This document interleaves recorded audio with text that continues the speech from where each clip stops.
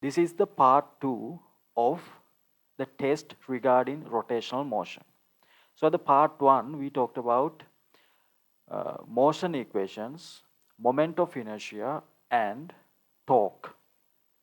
So at the part 2 we are discussing about angular momentum, rotational kinetic energy and rolling objects. So those topics will be covered under this test, right? Okay, we'll move on to the first question. Dimensions of angular momentum is. So you have to get an equation regarding angular momentum. So when it comes to linear momentum, it is mass times velocity, right?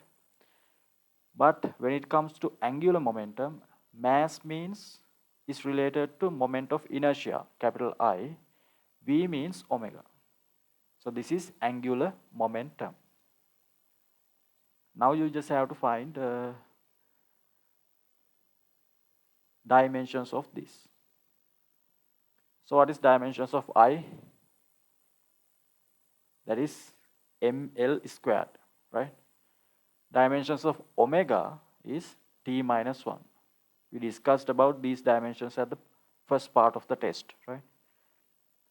So the dimension should be ml squared t minus 1, right? So the answer should be first one there.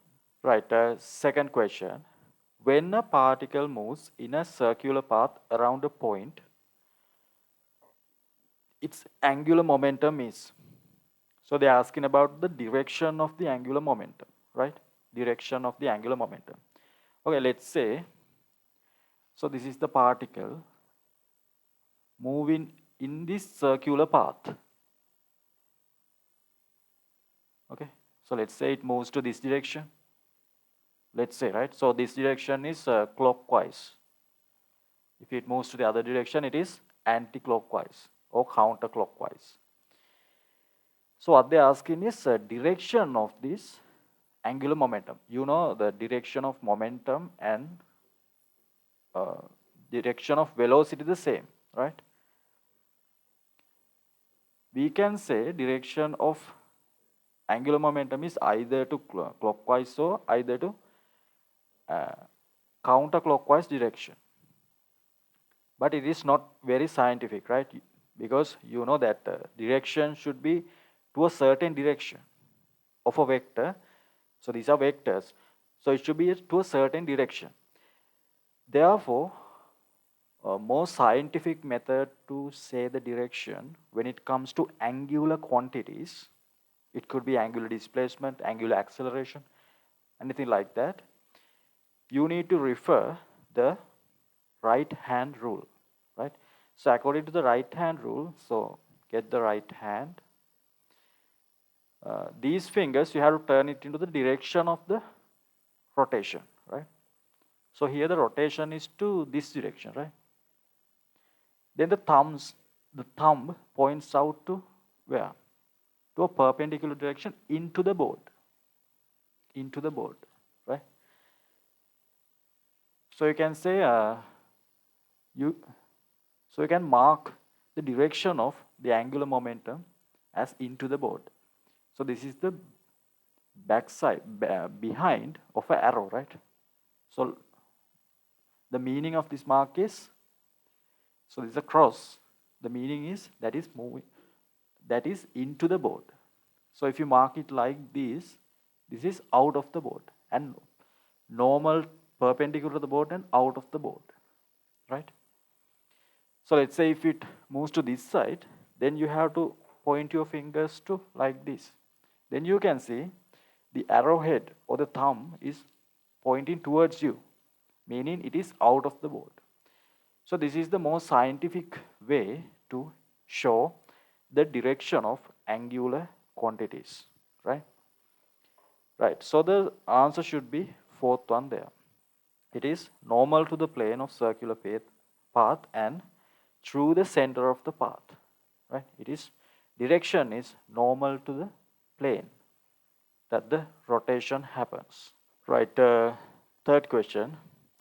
A particle with mass 5 gram moves at uniform speed 3 root 2 centimeters per second on xy plane along the path. The path is given as an equation, right, as a function. Y equals x plus 4. If x and y are in centimeters, angular momentum around origin is. So all the quantities are in centimeters and grams. So you can get the answer in centimeters and grams, right? So what they ask is angular momentum around origin. First, let's draw the xy plane, right? So the equation is y equals x plus 4, right? So the intercept is 4. Let's say 4 is here. Here you have the intercept.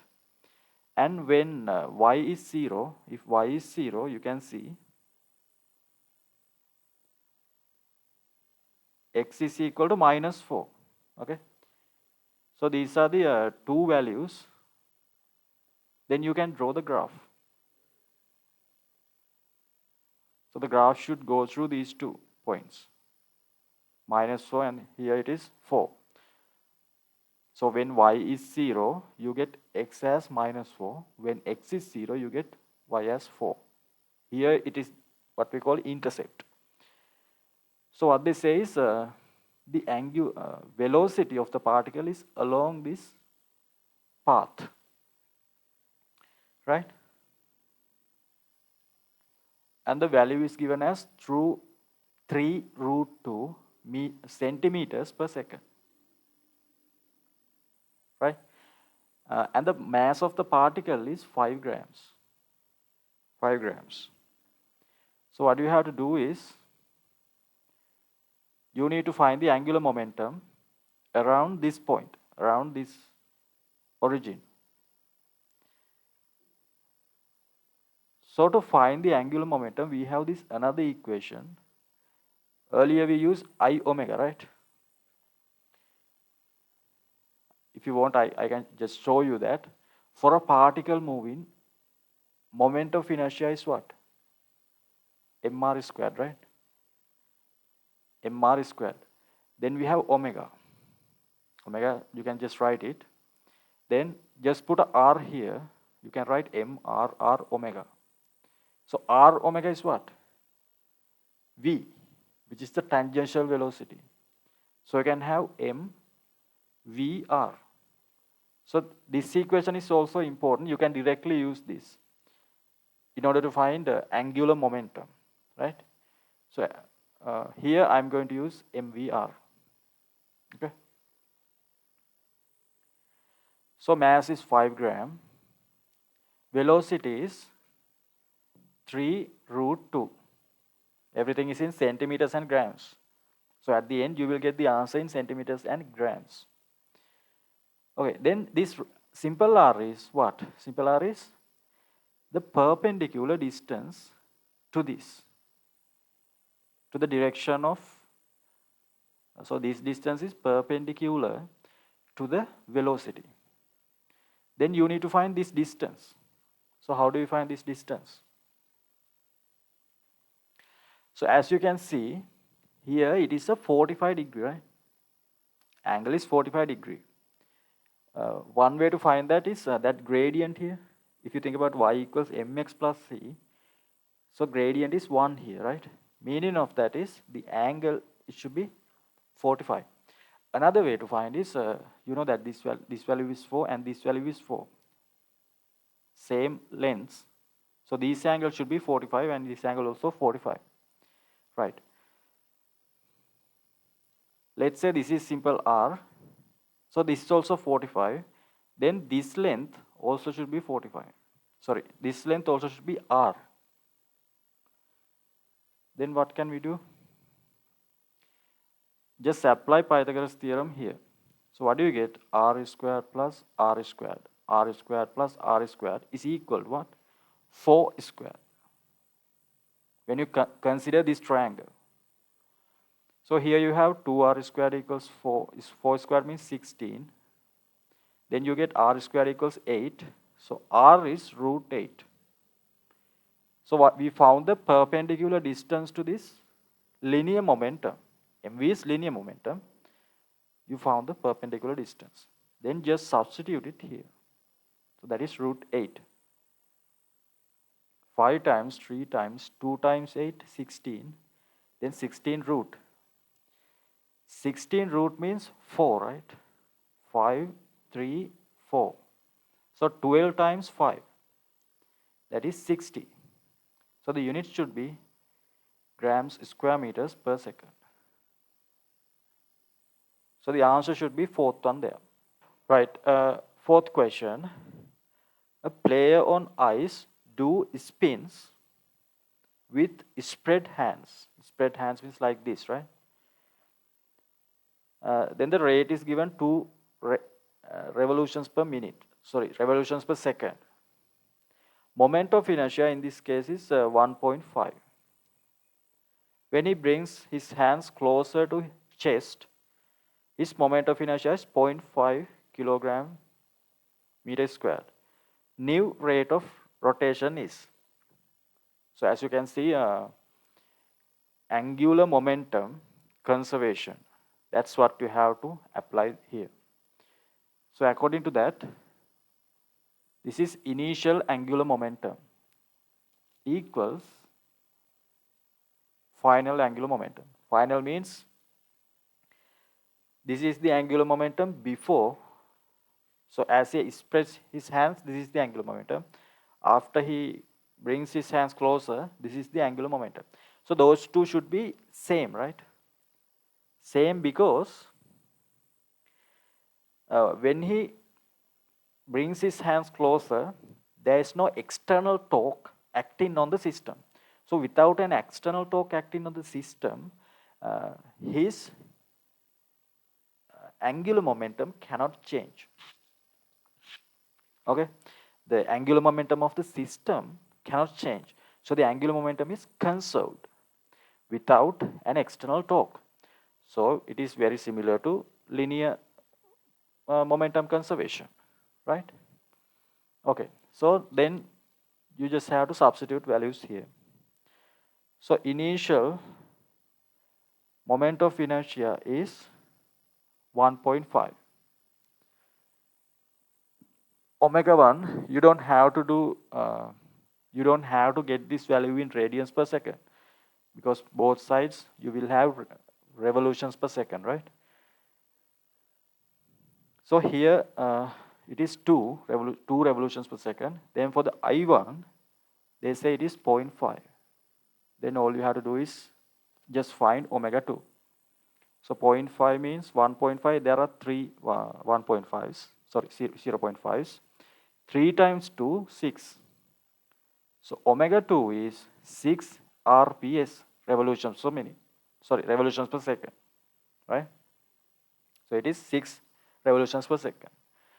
So as you can see, moment of inertia has become 1/3 of the initial value. So the angular velocity has to increase. It has to triple, right? So you know that I omega should be a constant. If I becomes 1/3, this omega has to triple, right? So it won't change. These factors cancels off. So like that also you can say omega 2 should be 6 RPS, revolutions per second, right? Okay, so the answer there is fifth one. Right, next question. A rotating plate at rest is free to move around its axis without friction. Its radius is capital R and its moment of inertia is capital I. So let's say it is a plate like this, and moment of inertia this is capital I, and the radius as capital R. And initially it is at rest. Then a child with mass m running at velocity v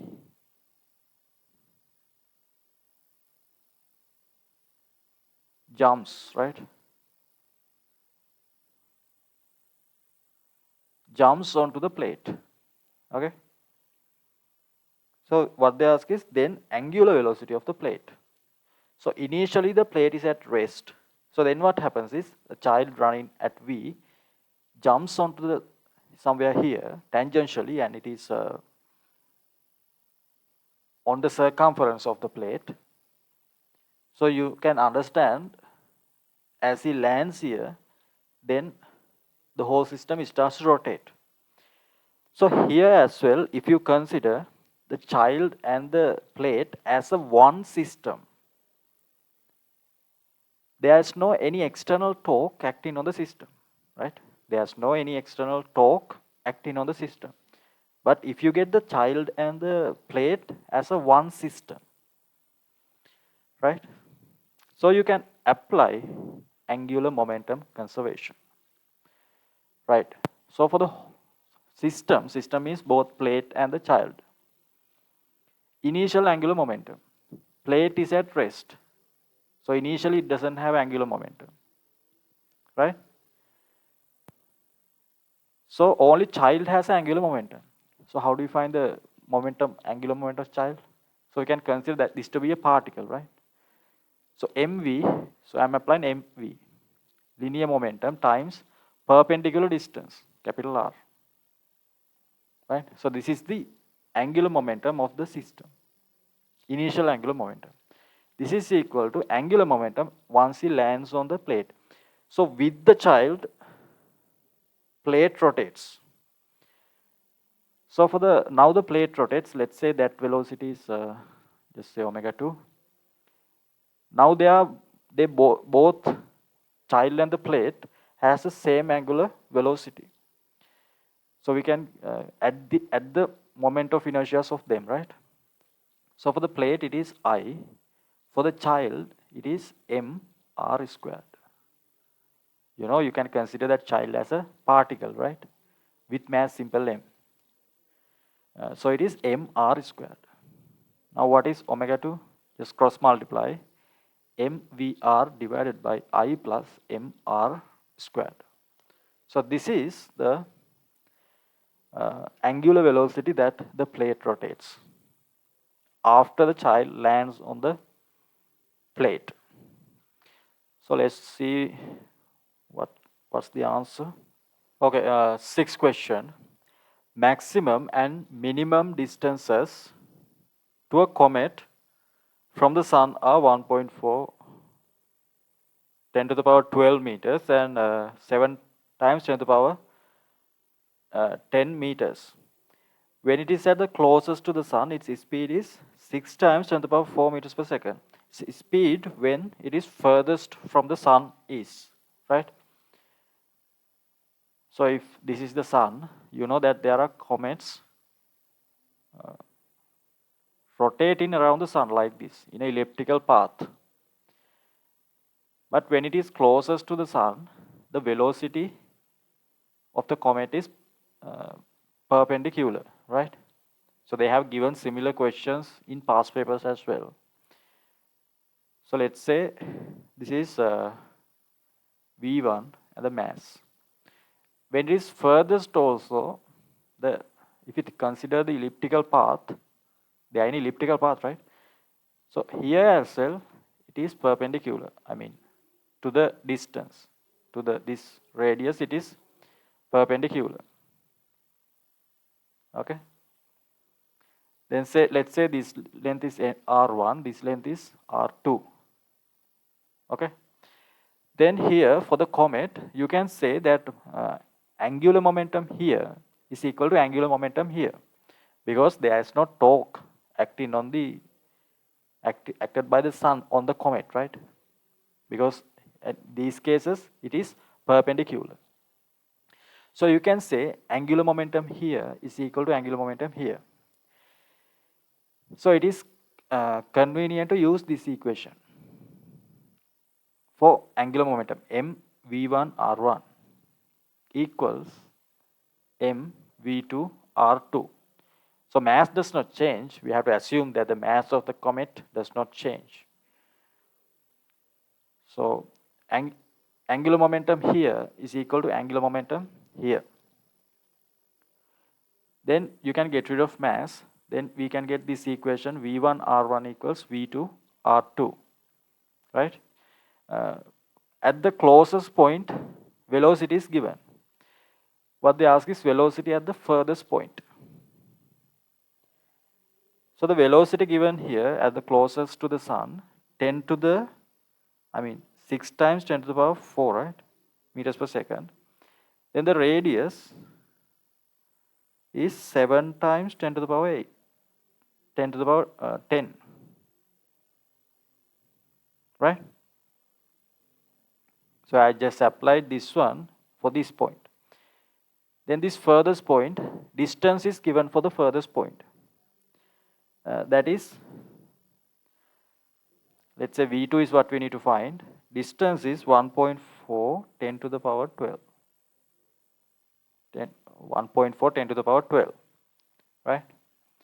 Okay. Then you just have to find V2. Okay, so we have a 7 here. You can divide 1.4 by 7, so it is 0.2, right? Then again divide 0.2 by 2, 0.1. Then here you get 3. Okay. Then here we have a 10 to the power 10. If you divide it here, what you get is 10 to the power 2. Right? 10 to the power 2. Then you can multiply 10 to the power 2 by 0.1. You get 10 to the power 1. Here there's only a 10 to the power 1, right? So this 10 to the power you can divide here. Then this 10 to the power 4 becomes 10 to the power 3. Right? So what do you get? 3 times 10 to the power 3 meters per second. So this is per second 3 kilometers, right? So it is 10 to the power 3 meters per second at the furthest from the sun.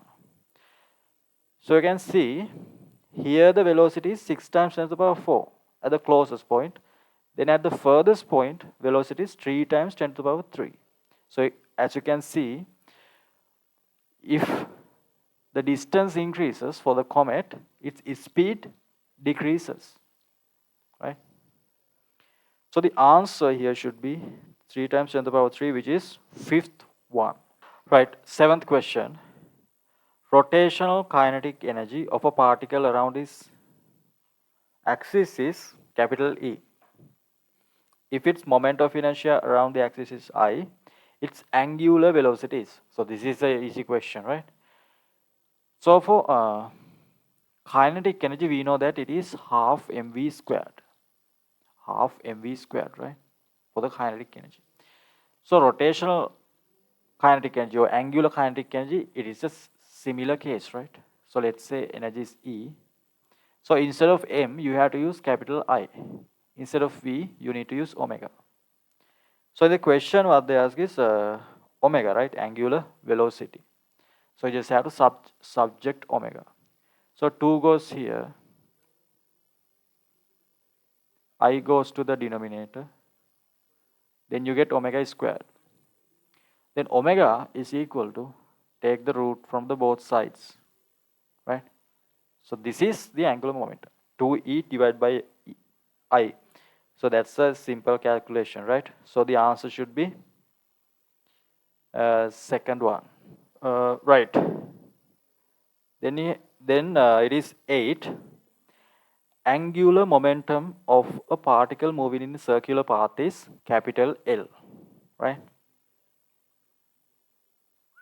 Capital L.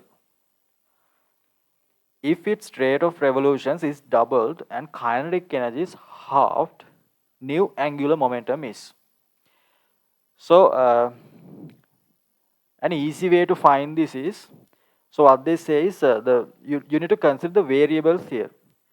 So what they change is they are changing the rate of revolutions. So meaning they are changing the omega and they are changing the kinetic energy.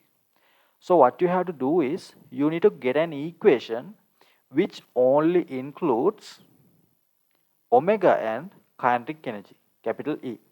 Then this question is easy, right? So let's do that. So you need to get an equation for L in terms of capital uh, no, I mean omega and capital E, right? Omega and capital E. So we know that L is equal to I omega, right? L is equal to I omega. So in the question, they are not changing. We don't know what happens to I, right? So I'm going to remove this I. To remove that, I'll use this equation. So you can see 2E divided by omega squared is equal to I. 2E divided by omega squared is equal to I. So I can substitute it here and get rid of I. So you get, instead of I, you can write 2E divided by omega squared. So omega and a 1 omega cancels off. So you get an equation for angular momentum as 2E divided by omega. Okay, now we have an equation in terms of kinetic energy and omega. So according to the equation, we can write this proportionality E divided by omega, right? Angular momentum is proportional to E divided by omega. So what they say is rate of revolutions is doubled. So when rate of revolutions is doubled, so this is factors, right?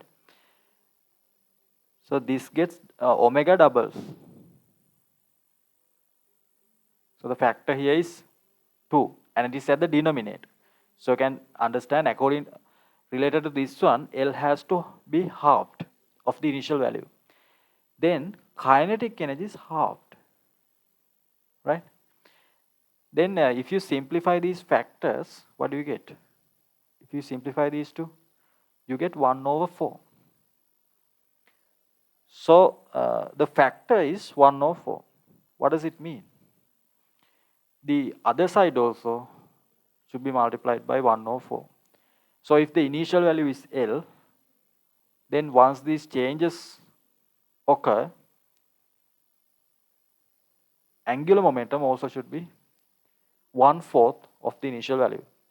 If the factor change here is 1 over 4, factor change here as well is 1 over 4. So this method is easy to find the new angular momentum, right? You can use very long methods like you can write the equation 2 times and get the answer. But this is easy, right? Only thinking about variables and the factor change of those variables. Okay, so the answer here should be second one. Okay, so these questions are regarding energy, right? Rotation, regarding rotational kinetic energy, right? Then ninth question, rotational kinetic energy gained by a solid cylinder of mass 2 kg when it rolls down alone an inclined plane without slipping, a height of 4 meters is, right? So this is about the question about a rolling object, right? Rolling object. So there's an inclined plane. So there's this cylinder. Radius is not given, right? Let's say radius is simple r. It is not given because it is not important. But to solve the question, we'll just put radius as simple r. And they have given the mass of the cylinder as 2 kg. Okay. So what happens is this rolls down along the plane. Then the height, it falls the height, not falls actually, it moves the height. Height means a vertical height, right? Not along the plane. Height means this height. So that height is, or we can say depth, it is 4 meters of depth, right? So what they ask is rotational kinetic energy gained. So initially kinetic energy is 0. Now it has a kinetic energy because it is rolling now, right? Let's say it gains the angular velocity omega at this instant, right? Okay, So how do we find this? Uh, you can think, if you think that this is the P equals 0 line, potential energy 0 line,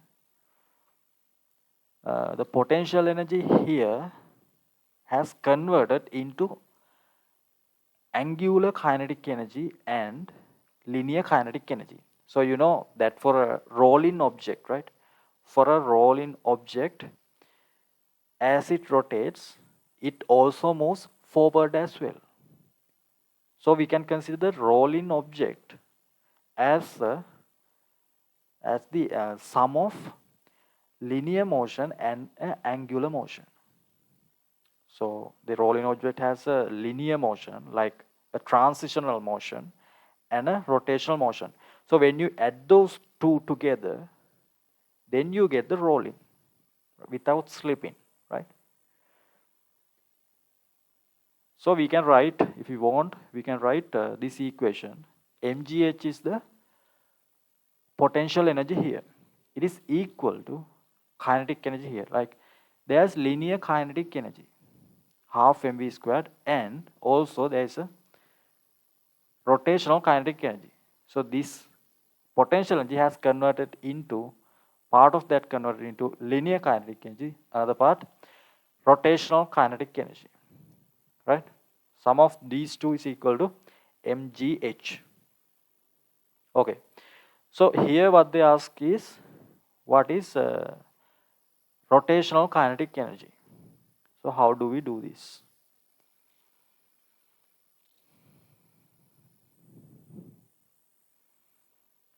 You can see mgh is equal to what?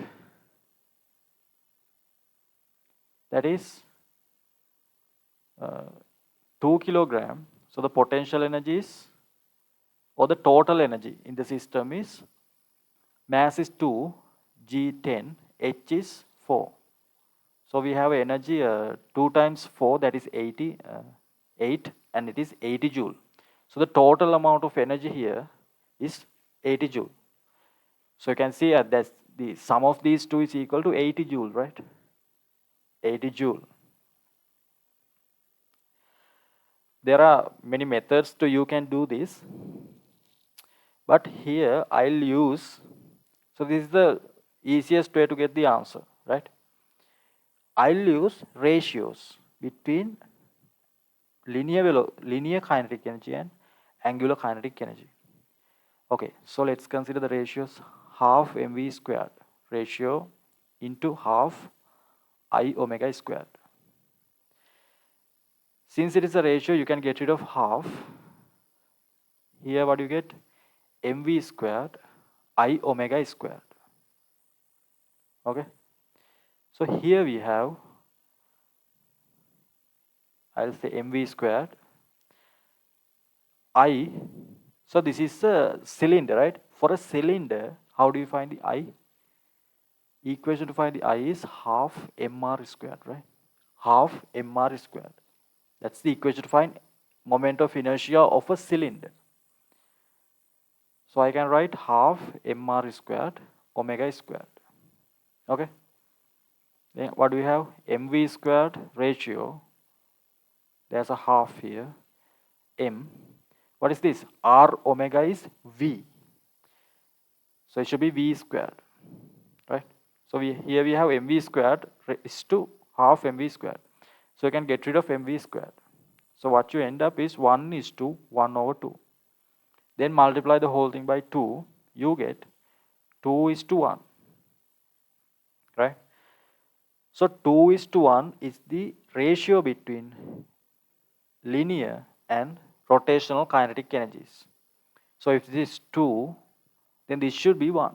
So it is 2 is to 1. Got it? Then the total, the sum of these two is 80 joule. So what they ask is only rotational kinetic energy. So how do you find that? So the total amount is 80 joule multiplied by, so the ratio is 2 is to 1, right? We need to find rotational kinetic energy. Then 2 plus 1 at the denominator. 2 plus 1, and for the ratio for the angular kinetic energy, it is 1. Understood? So this is 80 divided by 3. So this is the amount of kinetic energy. So dealing with, to explain it gets time, right? But if you're actually doing this, it won't take that much time. But if you choose another ways, like by without using ratios, it will take a longer time in order to solve a question like this. You need to have a clear understanding of these ratios, how to deal with these ratios and proportionalities. Then those are going to save your time, right? So without having a clear understanding of these ratios and how to use percentages, how to use proportionalities, then other methods are going to be time consuming, right? So you need to have the confidence how to use these things, these mathematical concepts. Right. 10th question. A ring with mass simple m and radius r rotates around its axis, which goes through its center normal to the plane of the ring at rate n rps revolutions per second. Its kinetic energy is, okay. So here you just have to simply apply half I omega squared, right? So it is a ring, right? It is a ring and the mass is given m, radius r, and the rate of revolutions is given as simple n. Rate of revolutions, simple n, but the unit given is rps, right? Just remember that when you apply these in order to find kinetic energy and those stuff, you must convert this into radians per second, right? So everything should be in radians per second when you're finding, when you're substituting in these equations to find a certain quantity. So let's apply half. You know that this is a ring. So for a ring, moment of inertia is what? You need to remember these equations. It is just mr squared, right? Then for omega, you need to convert this into omega. So how do you do that?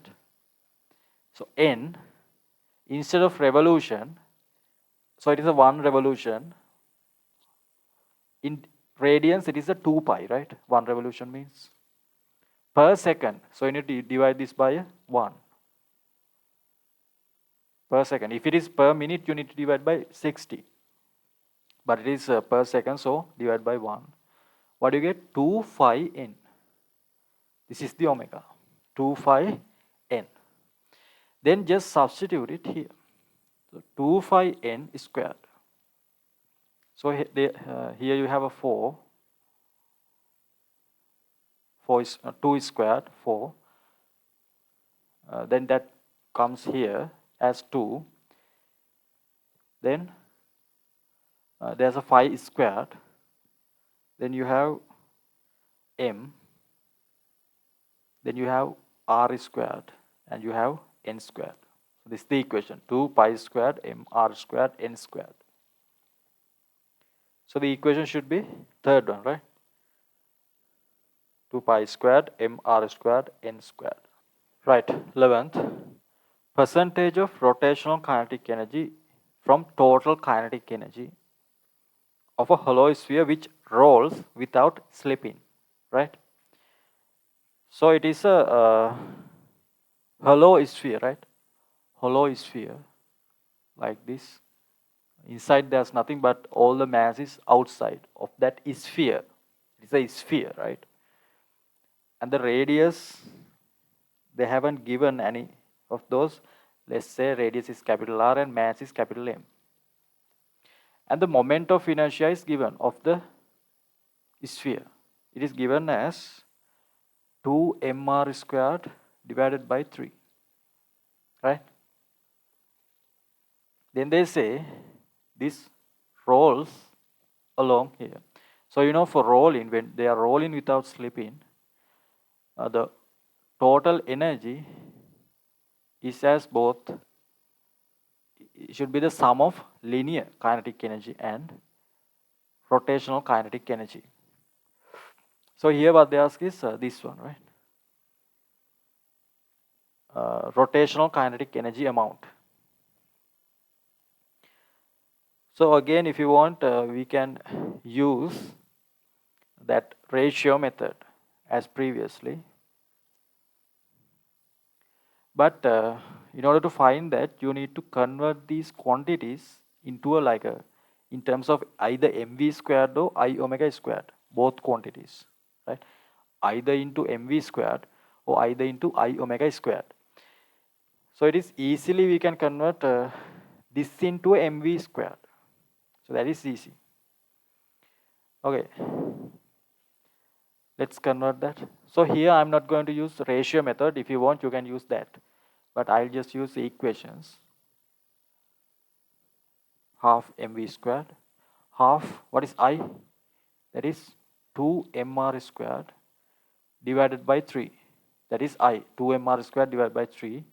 Then omega squared. Half mv squared plus this 2 cancels off. M. Here you have r squared omega squared. So what is that? V squared, right? R omega means V. V squared divided by 3. So both terms are in here capital M, right? Both terms are in mv squared. Then you can simplify these two. What do you get? 2, 3, common denominator is 6. Then you have 3 and 2. 3 plus 2, 5. mv squared. Okay. So we have an expression for the total kinetic energy. I mean, this equation changes depending on the object. Here it is a sphere, right? If it is a ring, we have a different equation for the here when you simplify that, because I changes for that one, right? Capital I changes. Anyway, we have a total. This is the total energy as it moves here, or the sum of linear and angular kinetic energies, right? So what they ask is a percentage, right? So remember that this is the rotational kinetic energy, right? This is rotational kinetic energy. Okay. So how do you find the percentage? Here total energy, and here you need rotational kinetic energy, and multiply by 100%. So rotational kinetic energy, instead of rotational kinetic energy, you can put mv squared divided by 3. So this is regarding that one, right? I'm choosing this one because I need to cancel this mv squared. So rotational kinetic energy, mv squared divided by 3. Then divide the whole thing by total kinetic energy. 5 mv squared divided by 6. Okay. So you can see mv squared cancels off. So this is the main division. So what is that? The numerator cancels off. So then you have a 1/3 here. Then 5 over 6 flips. So it becomes 6 over 5. 1, 2. So what do you have? 2 over 5 times 100%. Right? 2 over 5, 100%. So when you divide 2 by 5, what do you get? So for 2 it is 0. 20 you have 4 times 100%. So that is 40%, right? Understood? So the percentage of rotational kinetic energy for this object is 40%. Right? It is 40%. Then we can say linear kinetic energy is 60%. Remaining percentage should be as linear kinetic energy. 40% is for angular kinetic energy. Right. 12th question. Kinetic energy gained by a wheel at rest when it is rotated 5 revolutions by applying a torque 100 Newton meters is. Okay.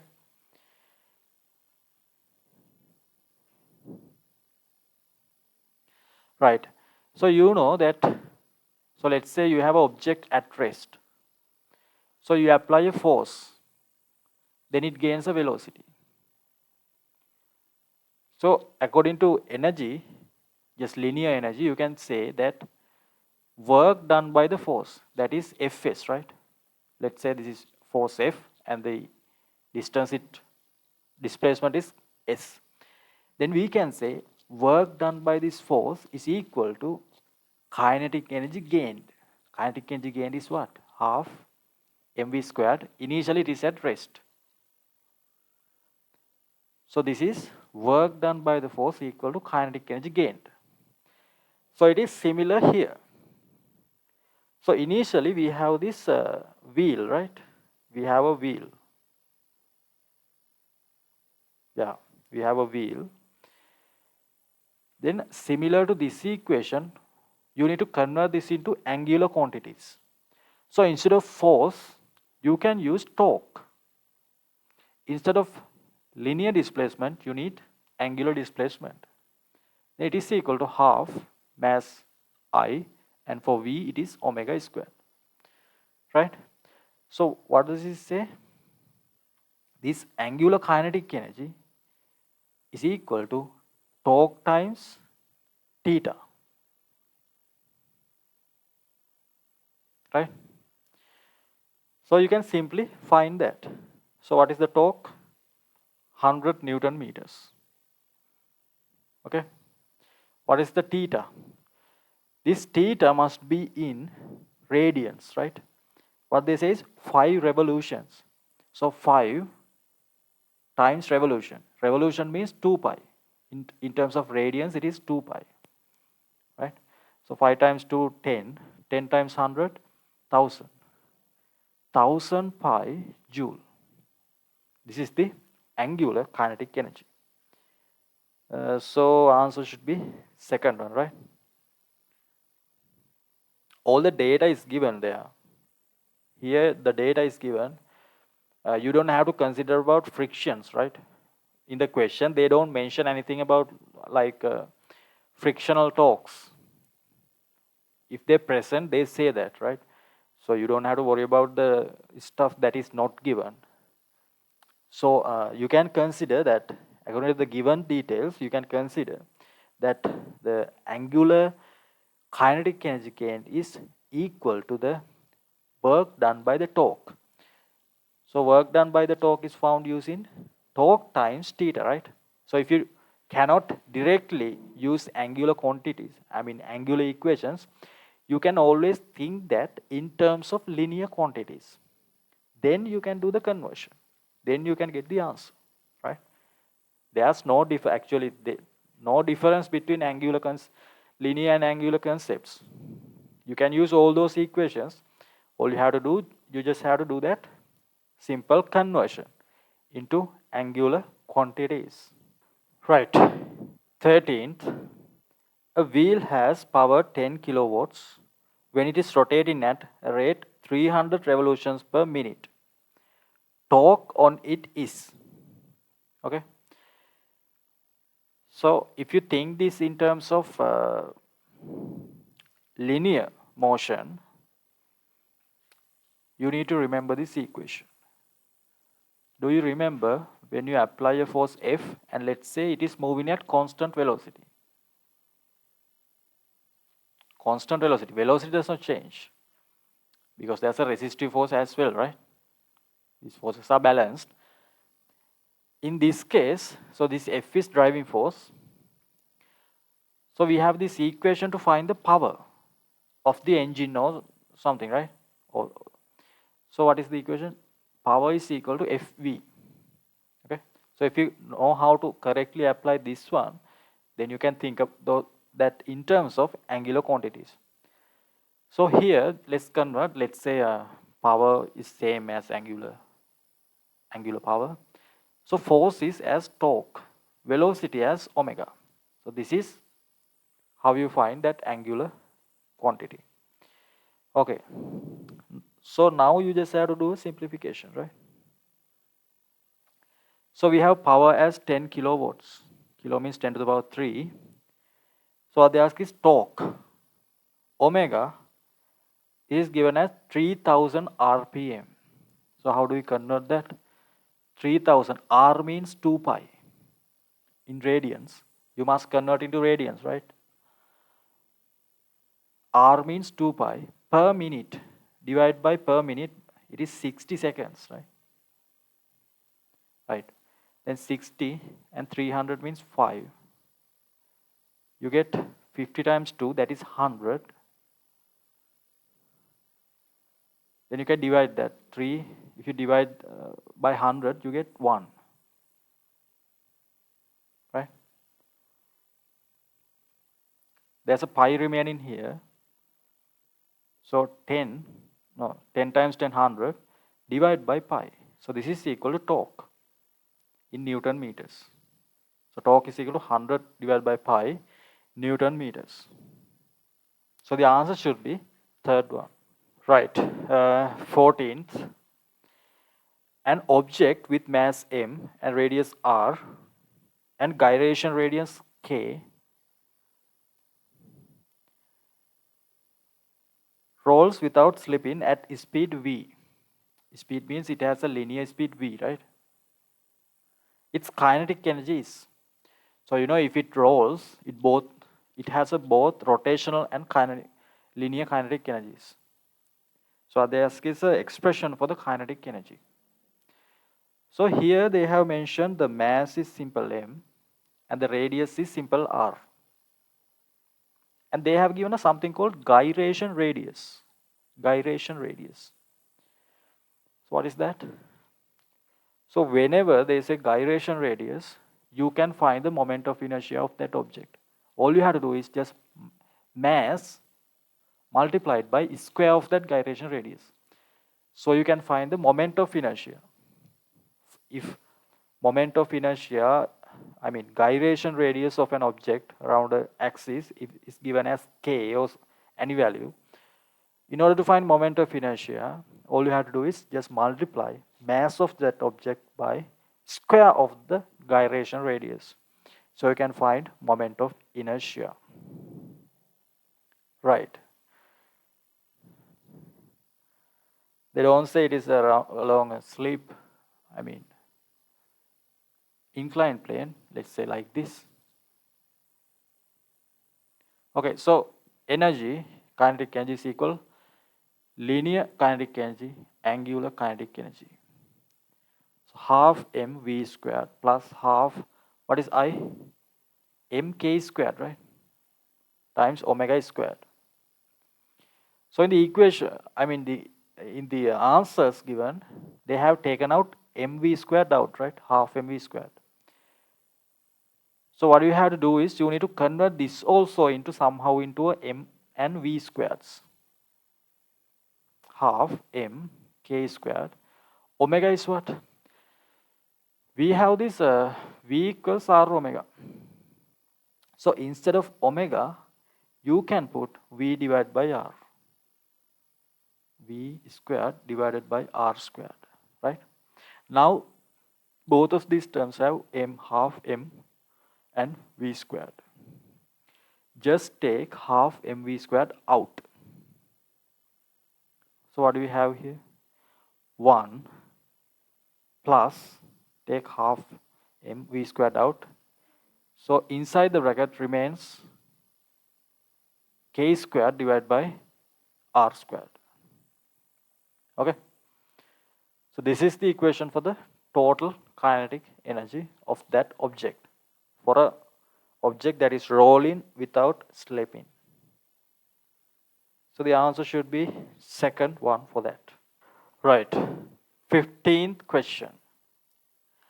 When a hollow cylinder with mass m is released from top of an inclined plane with inclination theta to horizontal, minimum friction required so it rolls without slipping is, right? Okay. So let's say it is a hollow cylinder, right? So if radius is r, for a hollow cylinder, you need to remember that moment of inertia is mr squared, right? For a hollow cylinder. So what they ask is minimum friction required. Now you have to carefully mark the forces acting on this. So this rotates without slipping. So there must be a friction here, otherwise this would slip, right? If there's no friction here, then it would it would only have a linear motion. It won't rotate. But here there's a friction, right? So the friction should be acting to the opposite direction right here. So we are applying equations for an instant, right? For this instant, we are applying equations. Okay. So let's say linear acceleration. So this has a both linear acceleration downwards and angular acceleration as well. Let's say that is simple A, angular acceleration alpha. So what are the other forces? We have mg, weight. What else? Then there's a normal reaction force which goes to the center like this. Okay. So carefully, correctly you need to mark these forces, otherwise you won't get the correct answer. So in the question what they ask is this F required, right? Force required. I mean friction required in order for this slip. So there is a minimum friction required.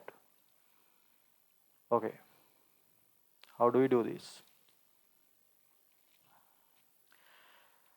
So first I'll apply this equation. Tau equals I alpha. So when you apply this equation, so you need to consider a certain axis, right? You cannot apply, you can apply, but you need to be careful. But according to given equations, you cannot apply equations around here. But easily you can apply equations around the center. There's the center, right? Around the center you can apply. So let's apply that. I'm applying this for this instant, right? Because this friction here is for only for instant. At the next instant, friction is acting somewhere here. So the whole thing, I'm applying that for just an instant, right? So tau equals I alpha. So what is torque? So that is the moment around O axis. Okay. So when you consider this, normal reactions goes through the center, so there's no distance to that normal reaction. There's no distance to mg as well. So these two forces do not create a moment around center. But when you consider force, there's a distance to the force. I mean this friction, right? So this only the friction causes a torque around O. So let's say friction is F, then that perpendicular distance is simple R. So this is equal to I. So this is a hollow cylinder. So I is just mr squared. Then we have alpha. Okay. Then I'll get rid of a one simple r. So we have F equals mr alpha. Right? So I'll convert this. What is r alpha? R times angular acceleration. What is that? It is tangential acceleration, right? So let's say tangential acceleration, simple A. So we have an equation. Friction, this is friction, right? Not unbalanced force, okay? Friction equals mass times linear acceleration. For a different object, you will get a different value for force, right?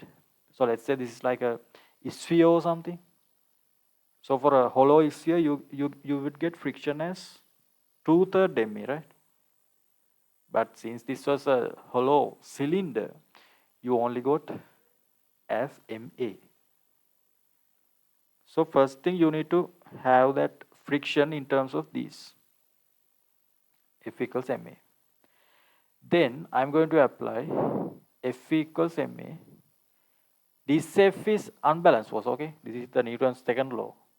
This is not Newton's second law, right? This is friction here. But here it is Newton's second law. Okay, so F along the plane downwards, what is the unbalanced force? So I'm applying that to this direction. Normal reaction, we don't get a component from that. Friction here, then there's a term here that is mg sine theta, right? Then mg cos theta, we don't have a term because it is perpendicular. So it is mg sine theta downwards minus friction is upwards along the plane. So it is minus F equals ma. Okay. So what they ask is F, right? Friction required. So we have an equation. You know that F is equal to ma. So instead of ma, you can substitute F. So this is mg sine theta minus F equals, instead of ma, you can substitute F. It is a friction. Take this F to the other side. So 2F equals mg sine theta. So friction is equal to mg sine theta divided by 2. Got it?